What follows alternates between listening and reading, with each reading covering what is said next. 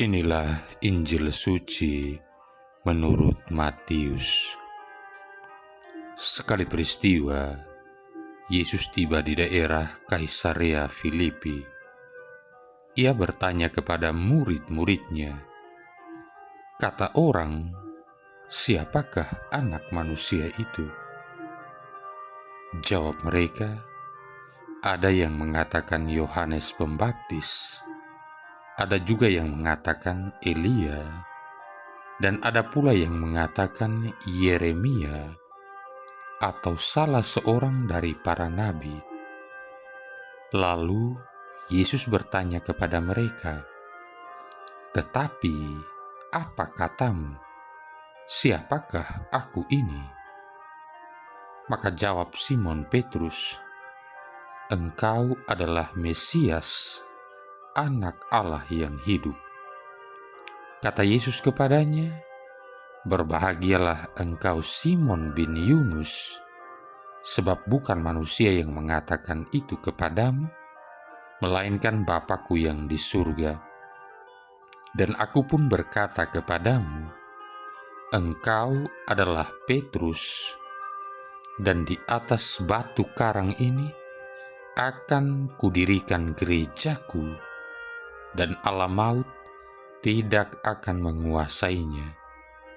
Kepadamu akan kuberikan kunci kerajaan surga, dan apa yang kau lepaskan di dunia ini akan terlepas di surga."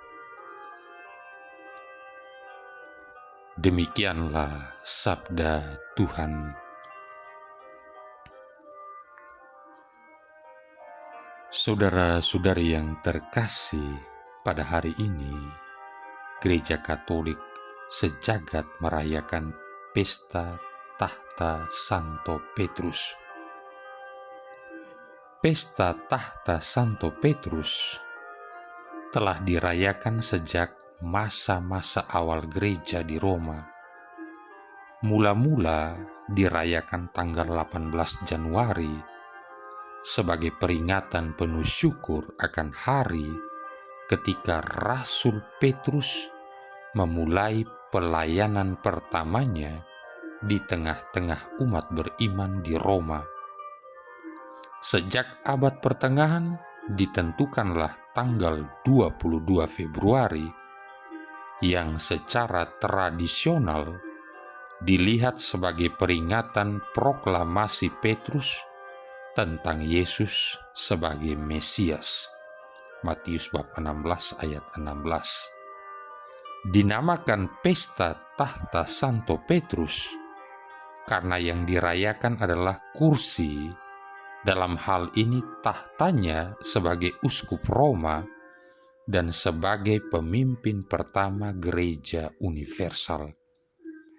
Sesungguhnya kita tidak sedang menghormati suatu perabot kayu, tetapi kita menghormati kekuasaan yang dilambangkan olehnya. Raja-raja dan para pemimpin lainnya biasa duduk di atas tahta. Para uskup dan paus juga memiliki tahta. Kata katedral, yaitu gereja tempat tinggal uskup, berasal dari bahasa Latin katedra yang berarti kursi.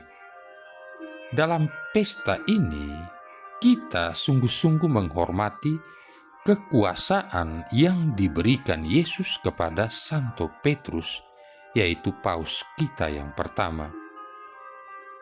Jika Anda pernah mengunjungi kota Roma atau pernah melihat gambar Basilika Santo Petrus, lihatlah patung-patung di belakang altar utama.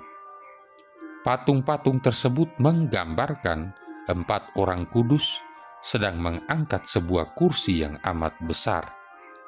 Di dalamnya terdapat sebuah kursi kayu kuno tanpa lengan yang konon digunakan oleh Santo Petrus sendiri. Saudara-saudari yang terkasih, mengapa Yesus memilih Petrus? Rasul ini memang membuat pernyataan iman yang berani, namun dia seringkali juga mengkontradiksikan dirinya sendiri, seperti yang terjadi beberapa saat saja setelah pernyataan imannya. Baru saja Yesus untuk pertama kalinya memberitahukan kepada para muridnya tentang penderitaan, kematian, dan kebangkitannya. Matius bab 16 ayat 20. Petrus malah menarik Yesus ke samping dan mulai menegur dia dengan keras. "Tuhan, kiranya Allah menjauhkan hal itu. Hal itu sekali-kali tidak akan menimpa engkau." Matius 16 ayat 21-22. Dan jawaban Yesus atas tindakan Petrus ini adalah sebuah teguran keras. "Enyalah iblis, engkau suatu batu sandungan bagiku, sebab engkau bukan memikirkan apa yang dipikirkan Allah, melainkan apa yang dipikirkan manusia." Matius bab 16 ayat 23. Lalu pada perjamuan terakhir, Petrus mencoba meyakinkan Yesus dengan pernyataannya bahwa lebih baik dia mati daripada menyangkal Yesus. Tapi yang terjadi malah sebaliknya. Ia menyangkal gurunya, meskipun kemudian ia menyesalinya. Kita bisa lihat dalam Injil Markus bab 14 ayat 29-31, ayat 66 sampai dengan 72. Memang Petrus jauh dari seorang pribadi yang sempurna. Saudara-saudari yang terkasih, apakah kepemimpinan Petrus diberikan kepadanya karena prestasinya yang luar biasa? Jelas tidak. Apa yang dilihat Yesus dalam diri Petrus adalah imannya. Memang keterikatan penuh gairah Petrus kepada Yesus memimpinnya sedemikian rupa sampai pada suatu titik di mana dia membuat janji-janji yang tak mampu dipenuhinya. Namun sebenarnya tanpa perlu diragukan lagi, Petrus sesungguhnya memiliki ketetapan hati untuk percaya. Setiap kali setelah kejatuhannya, Petrus selalu kembali kepada Yesus untuk pengampunan dan pemulihan dari gurunya. Keterikatan kepada Yesus seperti inilah, ketergantungan kepada Yesus at all cost, yang membuat Simon bin Yunus menjadi batu karang. Bahasa Aramnya Kefas, bahasa Yunaninya Petrus, di atas mana Yesus mendirikan gerejanya. Keterikatan penuh gairah kepada Yesus, meskipun kita sendiri penuh dengan kelemahan, adalah yang paling disukai oleh Bapa Surgawi. Apakah kita melakukan tindakan salah atau benar? Hal sedemikian itu tidak begitu penting ketimbang sikap dan kemauan kita untuk selalu kembali datang kepada Allah untuk pengampunan setiap kali kita berdosa. Kita mungkin saja semata-mata melihat ketidakpercayaan dan kejatuhan kita, namun Yesus melihat hasrat-hasrat yang ada dalam hati kita. Dia tidak pernah negative thinking. Oleh karena itu baiklah kita meneladan Petrus sebagai contoh iman.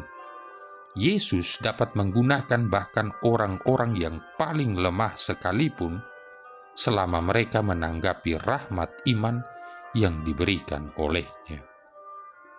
Saudara-saudari yang terkasih, pada pesta tahta Santo Petrus Rasul yang kita rayakan pada hari ini, tema iman jelas terasa dalam liturgi gereja. Hal ini disebabkan oleh kenyataan bahwa iman kepada Yesus sebagai Mesias, Kristus, dan Putra Allah yang hidup terletak pada jantung pelayanan Petrus sebagai kepala gereja di atas bumi dan uskup pertama Roma. Pesta hari ini merayakan iman itu dan menunjuk pada pelayanan Petrus. Gereja Kristus dibangun di atas batu karang pengakuan iman Petrus. Iman Petrus bahwa Yesus adalah Mesias dan Putra Allah merupakan pemberian Allah sendiri. Tidak ada seorang pun manusia menyatakan ini kepadanya. Hal ini diberikan oleh Bapa Surgawi sendiri. Iman yang teguh kokoh kepada Kristus ini merupakan fondasi di atas mana gereja dibangun bahkan sampai pada hari ini. Kemampuan Petrus dan semua penggantinya untuk menggembalakan kawanan domba seturut cara Kristus tergantung pada iman yang demikian, baik iman sang gembala maupun iman kawanan dombanya. Iman Petrus kepada Yesus adalah iman yang diajarkan Petrus kepada gereja, iman yang membawa kita kepada kerajaan kekal abadi.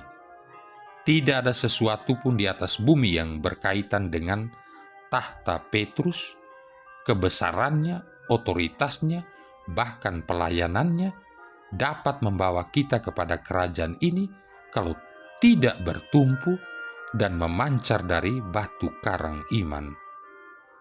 Gereja dalam pesta ini merenungkan pentingnya jabatan mengajar Petrus dan juga bagaimana sentralnya iman kepada Yesus dalam jabatan ini. Ini adalah dasar pelayanan Petrus dan para penggantinya dan untuk kesejahteraan kawanan domba yang digembalakan mereka. Pesta ini harus mendorong kita memeriksa diri kita sendiri. Apakah kita menghargai karunia pelayanan Petrus kepada gereja yang diberikan oleh Kristus? Selagi para gembala membawa kawanannya kepada Kristus, apakah kita memiliki hasrat untuk mengikuti jalan Kristus?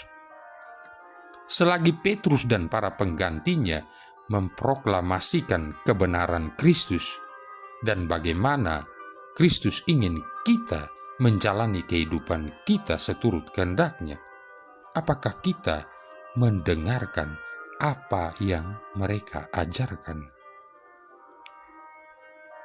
Marilah berdoa.